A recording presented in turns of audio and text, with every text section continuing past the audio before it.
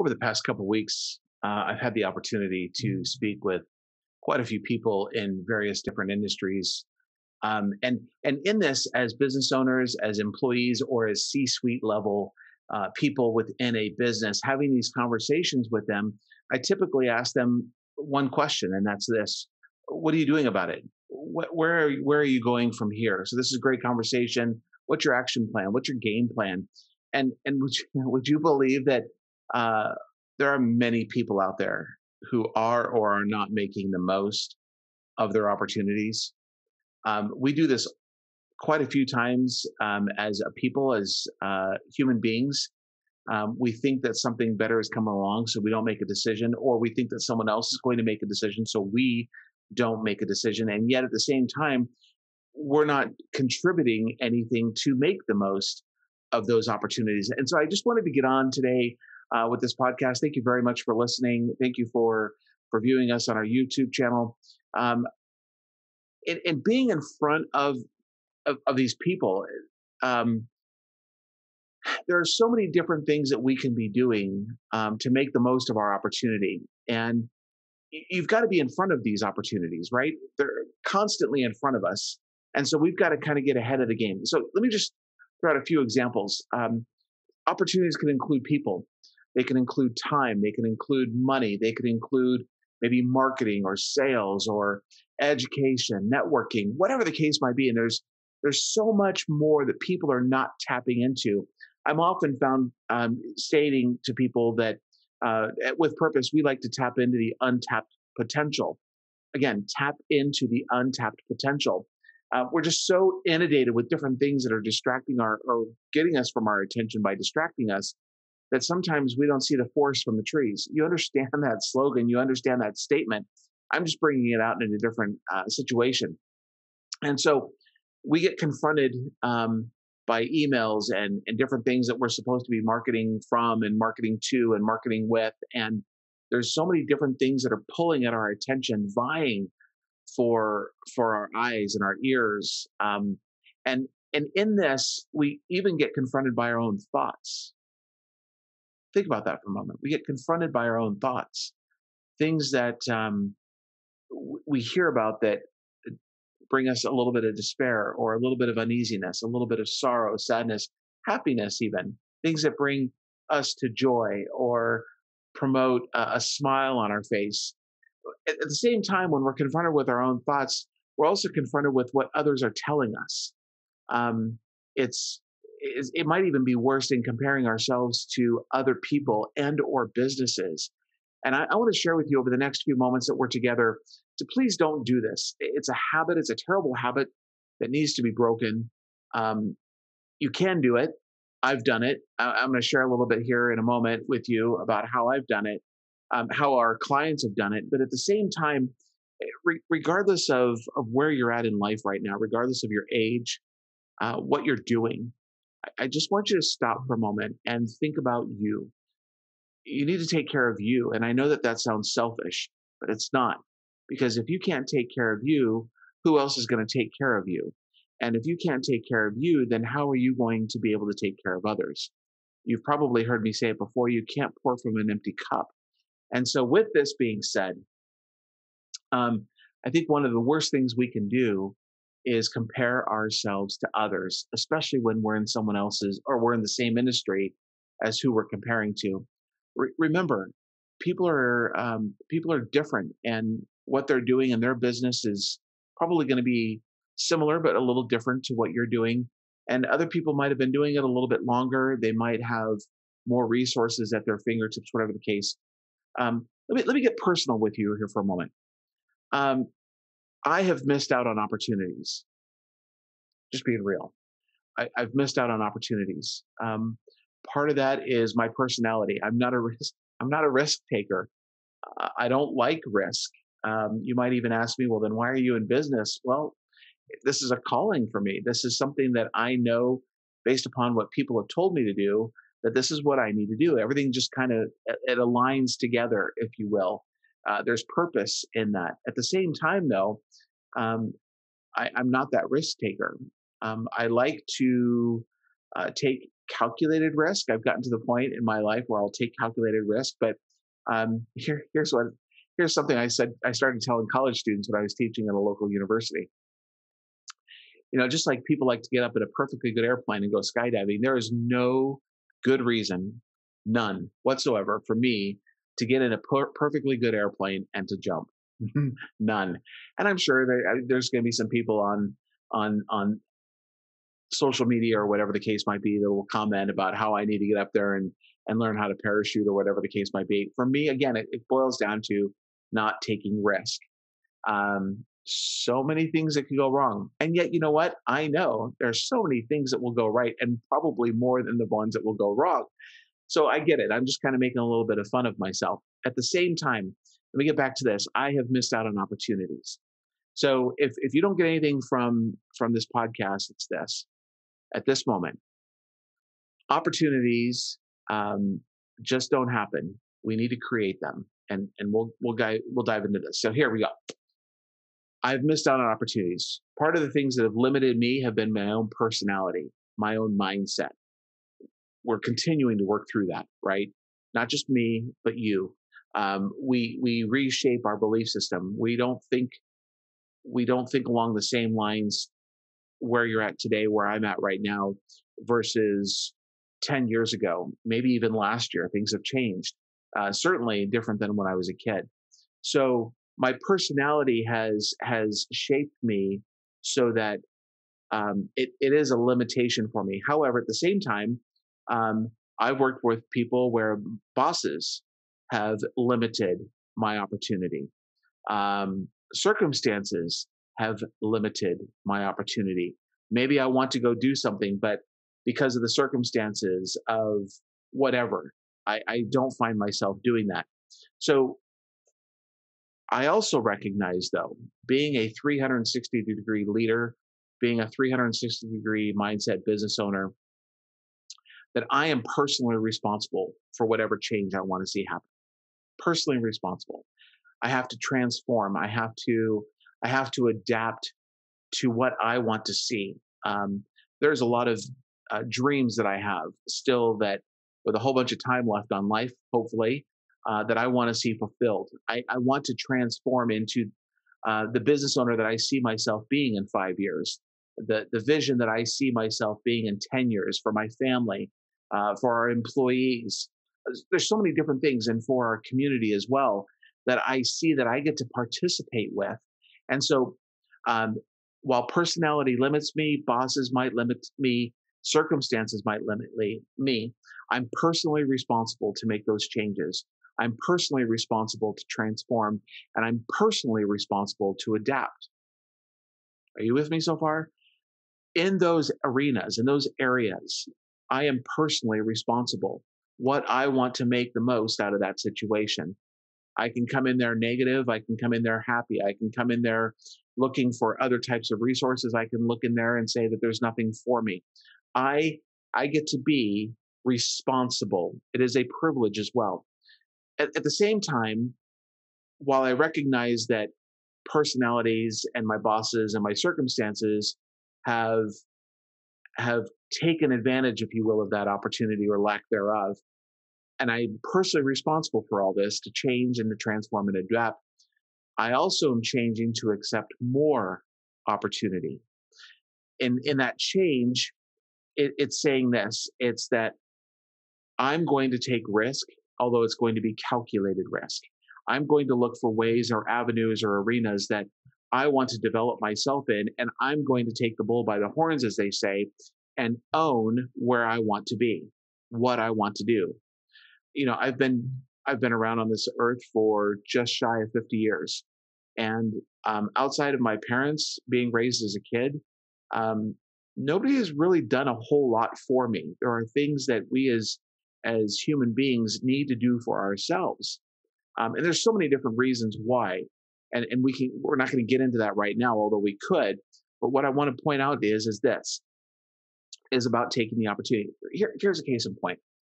I mentioned as we started this podcast that I've spoken with quite a few people in various industries. Just this morning, I had someone who decided to take the advantage of an opportunity. not advantage of people, but of an opportunity where um, the business that they were running was no longer good for them because of the way in which it was structured. And so they decided to break away from that business and create their own business under a new name, under new branding, under their own specific leadership. Now, what are they doing? They're taking their opportunity. They're not saying my shoulda, woulda, coulda's. They're not saying woe is me type thing. They're saying we're going to take the bull by the horns and we're going to make it better for our life, for our customers, for our consumers, for our clients. And in that, they are changing to accept more of those opportunities. You with me? Okay. So here's how we get into the crux of this, the center of it. When we're thinking about all the different opportunities that are afforded us, there's ways in which we can navigate it. Um, and here are a few. So you might want to take out a piece of paper and a pen, or pull out your tablet and your whatever device you're going to use to write or type. Here we go. Here's how you navigate it. This isn't like this pure scientific list that if you do step A to step B to step C to step D, you're going to be successful. That's not what this is about. This is about identifying your opportunities and then seizing the day. Okay. So you've heard the statement head down, butt up while you're working. And really what it is it's about you're working so much in the day-to-day things that you never come up for a breath of air. You're not taking moments to kind of look around you and see what's available as far as opportunities go. You're not looking at ways to better yourself or the people around you. You're not looking at ways to better the organization or the business that you're working for. You're not looking for ways to better the person, your next door neighbor, the community, whomever the case might be. Because we're so head down, butt up, we're only worried about me, myself, right? We're worried about numero uno, number one. When we do that, we miss out on other people that can benefit from who we are, and we can benefit from them. We don't come into this world alone, and we certainly don't leave this world alone. We have people that we build relationships with, and that is where we're headed with this. So we want to first recognize the opportunity. Want to recognize the opportunity. What is it that is here in front of me? And then the second thing is we measure that against our goals. What are my goals? Not only for today, for the week, for the month, for the year, for 5 years down the road, whatever the case might be. I have to measure what is in front of me with where I want to see myself or my business being, or the team around me being. And then when we say that, when we measure that up with our goals, what are we looking for to receive from it? What is it that we truly need? What are we looking for as well? Can the opportunity that's presented itself meet what I am looking for, right? And it may be a want, it may be a need. And so it's a matter of taking the opportunity, if you will, to kind of see down the road where if you took that, made that decision for that opportunity, where does it lead you? Does it check off your boxes that you need check marked in? Does it take care of your goals? Does it take care of your future, if you will? And again, this is not just for business owners. This is for the people inside the company. This is for marriages and relationships in our great country and around the world. So recognizing the opportunity. Number two is, what are the goals? What do you need? What are you looking for? Number three, I would suggest that each one of us, I know I do, but each one of us has an inner circle of people that we trust. This could be a mentor, this could be a confidant, this could be a consultant of any stretch of the imagination. This could be a family friend. Really what you're looking for is people that you would get sound advice from. Maybe people that have been there, done that. Maybe people that have an education. Maybe they're a subject matter expert. You want people in an inner circle of friends or relationships. It doesn't mean that you say, hey, I've got this opportunity that's been afforded to me, and you go to 50 different people. It means that you go to your inner circle of those people that you can tap on the shoulder at any given time, and they are going to give you sound judgment. They're going to give you sound advice, sound wisdom. They're going to be able to help you examine this for a full 360 degrees and what it's worth. Okay? So we need to have an inner circle of people. Then outside of that, we have a network. of people that are going to go get the job done for us, people that know somebody, that knows somebody, that knows somebody, so that we can then go after those opportunities and benefit from it because of the relationships that we have. Now, here's the catch. These are relationships that you should have been working on months ago, or days ago, or weeks ago, maybe years ago. Just because something is afforded to ourselves right at the moment doesn't mean that just because our network, if we even recognize that it's strong, that something or someone will pop up within that. We need to give it some time. So I want to encourage you that when you have something that's there, that's great. Start going through the process of thinking it through thoroughly, 360 degrees, not just from your lens, not just from your perspective, but getting other people involved as far as your inner circle. Then see if they know other people. See if there's weight to it. See if there's value to it, and make sure that that everything that you're looking for is going to be afforded to you. And then I would say this, and this is mainly speaking to me: make decisions, even if they're calculated ones. Make decisions. I can't tell you how many times, and maybe I haven't, but how many times I feel like I've missed out on opportunities because I chose not to make a decision, or I wanted to give it some more time because I'm the type of guy that likes to research and provide as much documentation by a certain amount of time as possible. And so it's really, really important that you make those decisions, even the calculated ones. Give yourself a time frame. Work really, really hard to make sure that you follow through with all of that, and then say, yes, I'm headed there. No, I'm not. Sometimes you might need a little bit more extra time, but you want to make sure that those people are going to hold you accountable that are a part of your inner circle as well. So those are the ways in which I would encourage you to navigate it. You know, put a comment down below if you're listening on this in social media, and share with us one of those things that how you're navigating making those decisions or making the most of your opportunities. Would love to hear from you. What I do with information when people comment is, or share with me information, is I always ask permission if we can use it somewhere down the road, because I firmly believe that you and I can help somebody that's listening. You and I, we can not only benefit from one another, but we can give that benefit to somebody else. And in return, whatever we say to them in return will benefit us as well. It's reciprocal. And it's the beautiful thing about having relationships and taking advantage of those opportunities that are in front of us. Let me leave you with some closing thoughts. Number one, opportunities just don't happen. They just don't happen. You create them. And sometimes you might think, as well as I've thought this through, that opportunities just present themselves. But if you were to really kind of think it through, did they really just present themselves, or did you work in a way to get to a point where they then presented themselves? So I think people can shoot holes through this all the time, and that's fine. I get it. I think it through all the way around as well. There's a couple of things that I can say. It's just a quote, just a statement, but it really depends on some of the work that we do. And we are human beings in which we have to work. We've got to make sure that we are working towards something. And in that is when those opportunities present themselves. Here's number two.